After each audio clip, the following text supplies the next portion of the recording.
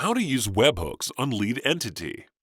Webhook URL is a lightweight API that powers one-way data sharing. Think of it as a phone number that the other applications can call when an event happens. Only it is a little more complicated than this.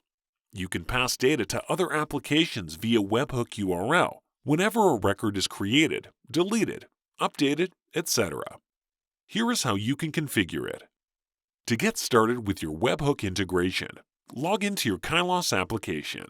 In order to access Webhook, the user needs permission. To get permission and allow the user to integrate Webhook and perform multiple Webhook-related activities, go to CRM settings on your Kylas app. Click on the User Management tab and go to Profile Permissions. Choose the profile. Click on the Integrations tab and grant the required permissions in the Webhook row.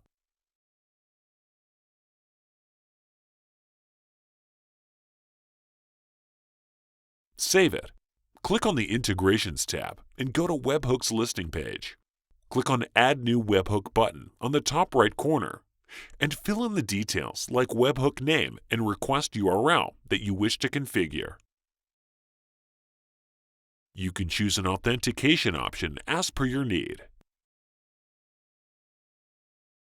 Select Webhook events out of Lead, Contact, Deal, Company, Task, Quotation, Meeting, Call, User, and Account.